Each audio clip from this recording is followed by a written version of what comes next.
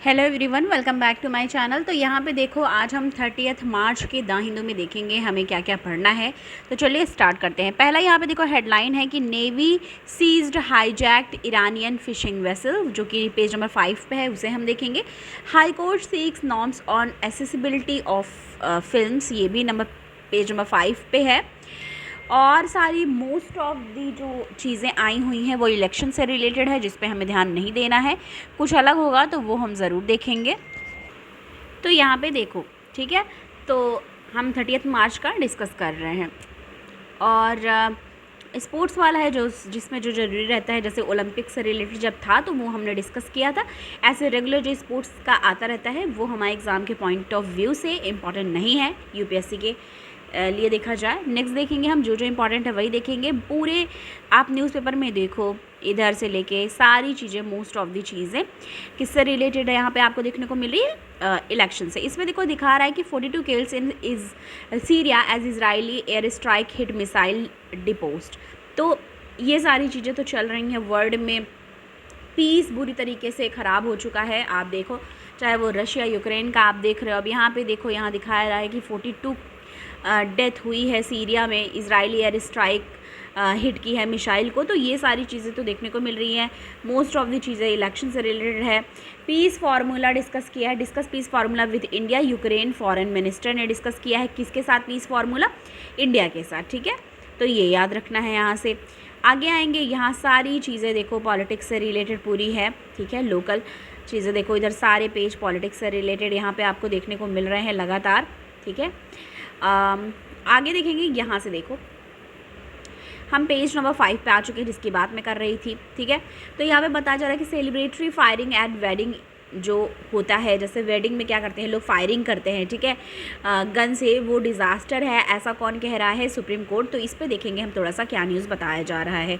Supreme court ने क्या कहा है जजमेंट में, सुप्रीम कोर्ट इन अ जजमेंट ज़्यादा ज़रूरी होता है, ठीक है, किसी भी केस से रिलेटेड अगर आप देखोगे।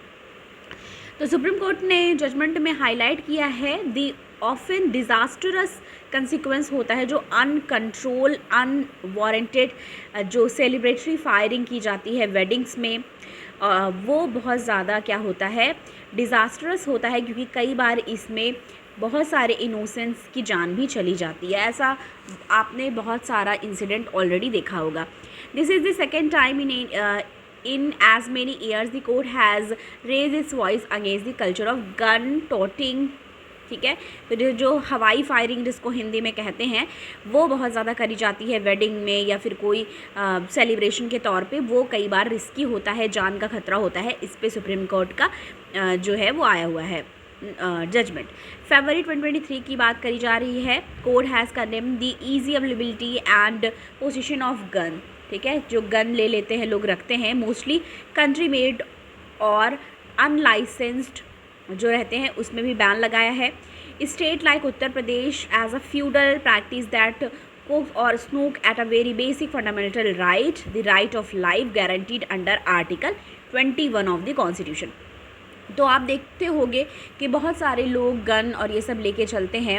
और एग्ज़ाम्पल इन्होंने स्टेट का दिया है उत्तर प्रदेश, जहाँ पे वेडिंग और कोई भी सेलिब्रेशन है तो हवाई फायरिंग वहाँ पे की जाती है, ये सब भी बताया जा रहा है। एक स्टेट का नाम लिया गया है, इसलिए लोग ऑफेंस नहीं होंगे कि सिर्फ वहीं पे होता है, बहुत जगह किया जाता है। इन्होंने ये एग्जाम्पल दिया है, ठीक है।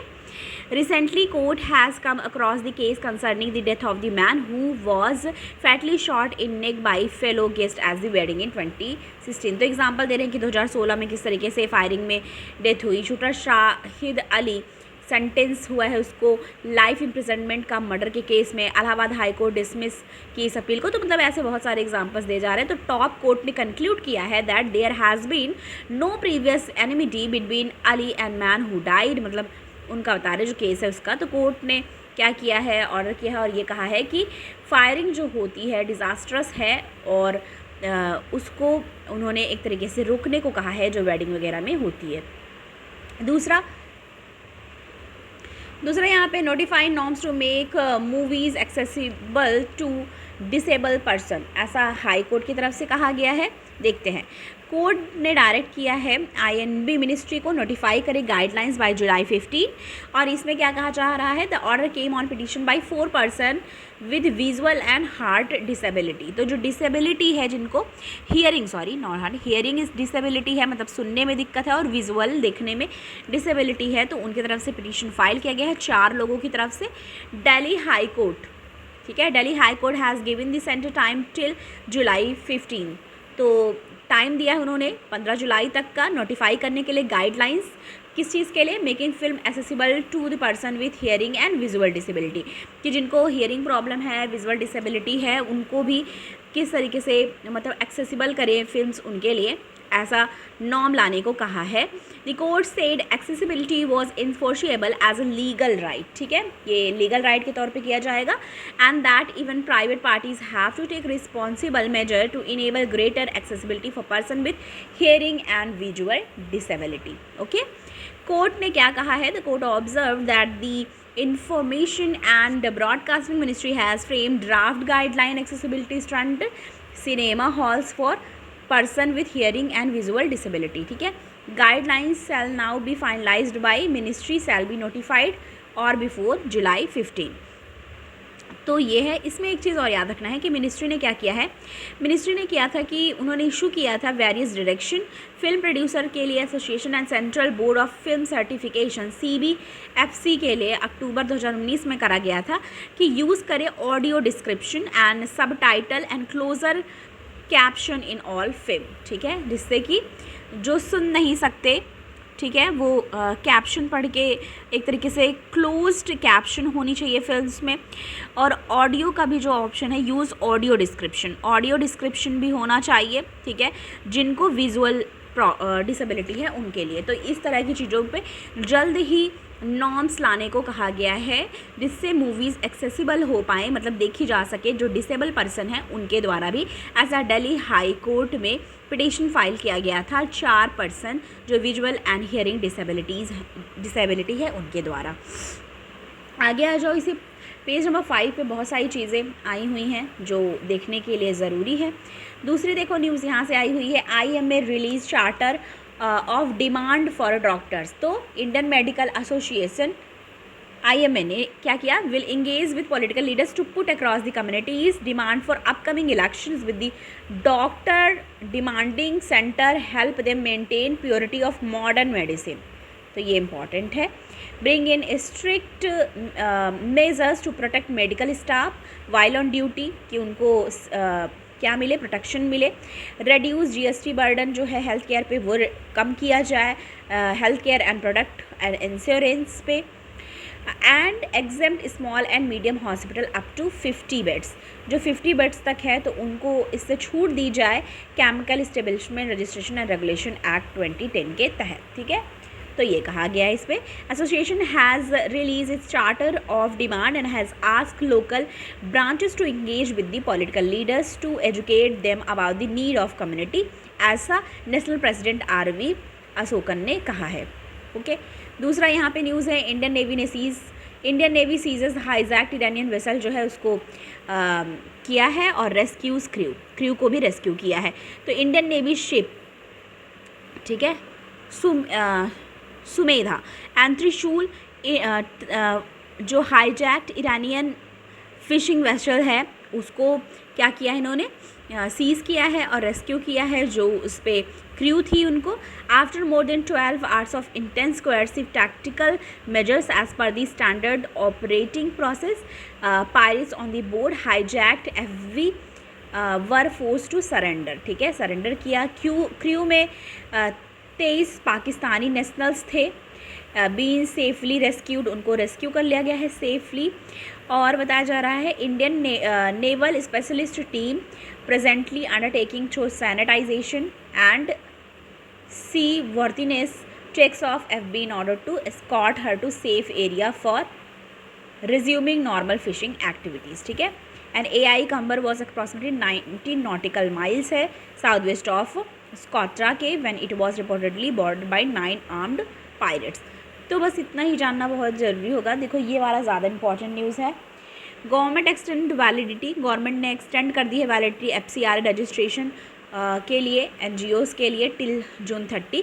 तो यूनियन होम मिनिस्ट्री ने थर्सडे को एक्सटेंड कर दिया है validity foreign contribution regulation act FCRA registration of non governmental organisation NGOs के, ठीक है। Registration of many NGOs are of for renewable 9 September 29, 2020. Ministry had extended validity of NGO at least 9 times since 2020. तो ये सारी बातें भी यहाँ से कही जा रही हैं, आगे आएंगे।